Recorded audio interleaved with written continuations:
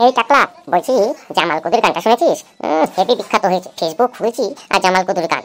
আমার ভালো লাগে, লেগে গেছে বেশ গানটা। শুনবি? শোন, আর আমার সাথে পারলে একটু গিয়ে দেয় দেখি। জামাল জামাল জামাল জামাল জামাল কদু, হেই জামাল জামাল জামাল। হ্যাঁ বিকেল, তুই ঠিকই বলেছিস। আমি ইউটিউব, ফেসবুক, টুইটার সব জায়গায় দেখলাম, সব জায়গায় দেখি এই গানটাই চলতে, দামাল কদু। সে কার্টুন আর যাই হোক, এই মেয়ে নাচে ছেলে নাচে সব জামাল কদুতে খালি নেচেই যাচ্ছে। হ্যাঁ তোরা ঠিকই বলেছিস, এখন ফেসবুক, টুইটার সব জায়গায় দেখো একই গান চলছে। অ্যানিমেলের ওই গানটা, বুঝতে পারলি, জামাল কদু। আমারও বেশ ভালোই লাগে, একসাথে গাইতো অনেকে, বেশ মিষ্টি গানটা। এই ফুটো, তুই তো কিছু বললি না দেখছি, তোর এই গানটা ভালো লাগে না? ভালো লাগে না আবার? দারুণ গান, পুরো হিট গান একটা। আর বলছি, বব দিলের নাচটা দেখেছিস মাথায় গ্লাসটা নিয়ে? পুরো ফ্যান হয়ে গেছি রে ভাই। এই চুপ কর, স্যার আসছে, পরে জামাল কদু করবো, বুঝতে পারলি? Very very good morning students. বস, তোরা বস। বলছি, হ্যাঁ রে, সরস্বতী পুজো তো সামনের বুধবার, কি তাই তো? হ্যাঁ স্যার, সামনের বুধবারই তো সরস্বতী পুজো। সেই জন্যই তো বলছি যে জিকে পড়াগুলো সব করেছিস না, সরস্বতী পুজোর মধ্যেই মেতে রয়েছিস। আজকে কিন্তু আমি তোদেরকে সবাইকে জিকে ধরবো, পারবি তো?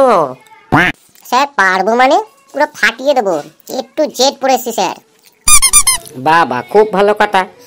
জিকের একটু জেড তোরা পড়ে ফেলেছিস। দেখি বেটকেল, তোকে দিয়েই তাহলে শুরু করি। বল তো, লতা কাকে বলে? স্যার লতা সম্পর্কে বলতে হবে, আগেই প্রণাম জানিয়ে শুরু করি। লতা মঙ্গেশকর, যিনি বলিউড বিখ্যাত, প্রচুর গান আমাদেরকে উপহার দিয়েছেন স্যার।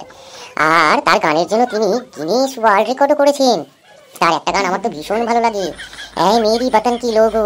অসাধারণ গান স্যার, প্রত্যেকটা ভারতবাসী এই গান করে। যাই হোক, আপনি বলুন তাহলে লতা সম্পর্কে ঠিকঠাক বলেছি স্যার? তুই না বেঞ্চের উপর দাঁড়িয়েই থাক, শুরুতেই তুই আমার মাথাটা গরম করে দিলি। এই তোদের মধ্যে কে পারবি বলতো লতা কি? স্যার আমি বলবো। হ্যাঁ পটি মা, বলো দেখি। যে সকল গাছের কাণ্ড খুব নরম এবং মাটিতে লতিয়ে লতিয়ে চলে, অন্য গাছের সাহায্য ছাড়া কোনোদিন উঠতে পারে না, যেমন লাউ, কুমড়ো, মটরশুঁটি, এই সকল উদাহরণ। এগুলোকেই লতা বলে স্যার। বাবা, খুব সুন্দর উত্তর দিয়েছো মা পটি, তুমি বসো বসো। এই টাকলা, এবার তুই বলতো বৃত্তি কাকে বলে? বৃত্তি স্যার, বৃত্তি হতে গিয়ে অনেক কষ্ট করে পড়াশোনা করলে, অন্য একটা স্কুলে গিয়ে পরীক্ষা দিয়ে একসাথে অনেকগুলো ছাত্রের মধ্যে নিজে পাস করে সরকার থেকে যে পয়সা দেয়, সেটাকে বৃত্তি বলে। তোকে আমি বৃত্তি পরীক্ষা সম্পর্কে জিজ্ঞাসা করিনি, তোকে আমি জিজ্ঞাসা করেছি বৃত্তি কাকে বলে। তুই না দাঁড়িয়ে থাক, বুঝতে পারলি? এই ফুটো, তুই দাঁড়া, বলতো বৃত্তি কাকে বলে? স্যার বৃত্তি ওই পেটে আসছে, মুখে আসছে না স্যার। একটু চেষ্টা করো বাবা, এ টু জেড পড়েছো, তুমি ঠিক উত্তর দিতে পারবে। বৃত্তি পেট থেকে, হ্যাঁ স্যার পেটের উপর এসে গেছে।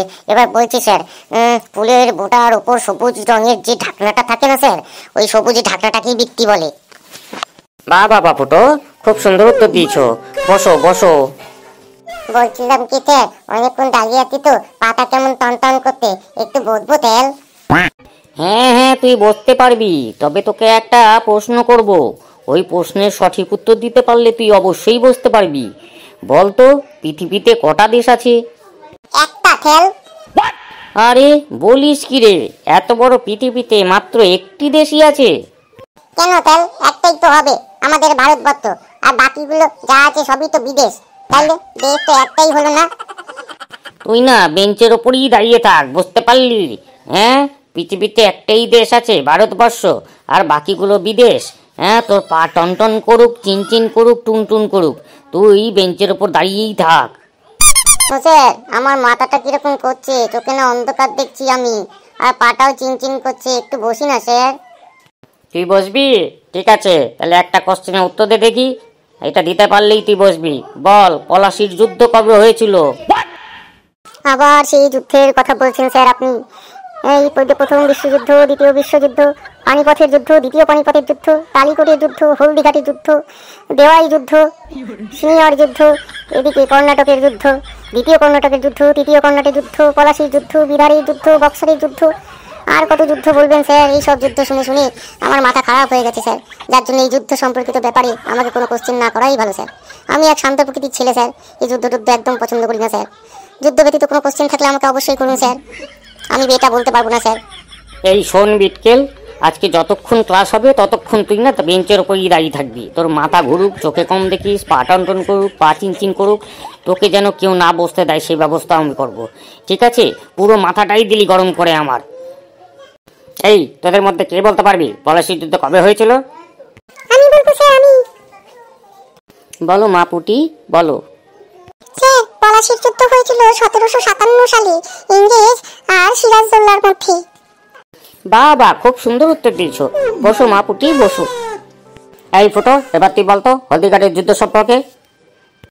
হলদিঘাট সম্পর্কে জিজ্ঞাসা করছেন স্যার? তাহলে শুনুন, আমার বাবার মুখে যেটুকু শুনেছি আমি সেটাই আপনাকে জানাই। সেটা বলতে গিয়ে না স্যার এখন আমার গায়ে কাটা দিচ্ছে স্যার। ঘটনাটা হচ্ছে আমাদের পাড়ার একটা পুকুর পাড় নিয়ে। সেটার নামই হচ্ছে হলদিঘাট। তারও একটা কারণ আছে। ওখানে পিন্টুদা বলে একজন ওই পুকুর পাড়ে পাশে কিছুটা জমি ছিল, ওই জমিতে প্রচুর পরিমাণে হলুদ গাছ লাগিয়েছিল স্যার। আর এই হলুদ গাছ নিয়েই হচ্ছে বিপত্তি। এখানে পিন্টুদার যে হলুদ গাছ লাগিয়েছিল তাতে প্রচুর ফলন হয়েছিল, প্রচুর হলুদ হয়েছিল স্যার। আর সেটা আমাদের পাড়ার একটা কাকু ছিল, সেই কাকুর বউয়ের খুব পছন্দ ছিল সেই হলুদ। বারবার ফুচেদাকে বলতো, হ্যাঁ আমার জন্য হলুদ নিয়ে এসো, আমার জন্য হলুদ নিয়ে এসো। কিন্তু ফুচেদা বলতো আমি তোমাকে বাজার থেকে এনে দেবো, ওখানে পিন্টু অনেক কষ্ট করে গাছ লাগিয়েছে, কেন তুমি ওখান থেকে নেবে? কিন্তু সেই বায়না, হ্যাঁ ফুচেদার বউ সেই ওখান থেকেই আনতে হবে। অগত্যা ফুচেদা একদিন গেল সকালবেলায় হলুদ আনতে ওখান থেকে। আর কিছুটা হলুদ নেওয়ার পর পিন্টুদা সেটাও দেখে ফেলে। আর দুজনের মধ্যে শুরু হয়ে যায় বাদ বিতর্ক। সেখান থেকে শুরু হয়ে যায় হাতাহাতি।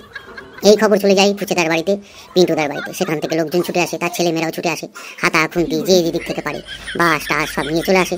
দিয়ে বিশাল মারপিট শুরু হয়ে যায় সেই সকাল থেকে স্যার।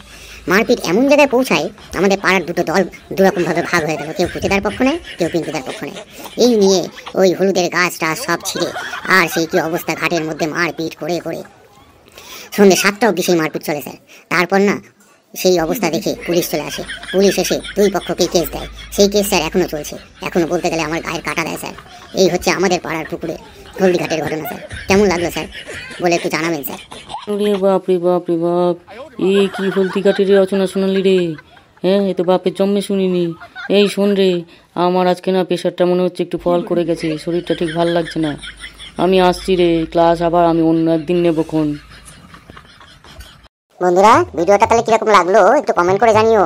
আর বলছি অবশ্যই আমাদের সাথে থেকো সাবস্ক্রাইব করে, ঠিক আছে? আর একটু লাইক করে দিও, তাহলে আরো নতুন নতুন গল্প নিয়ে আসবো, ঠিক আছে?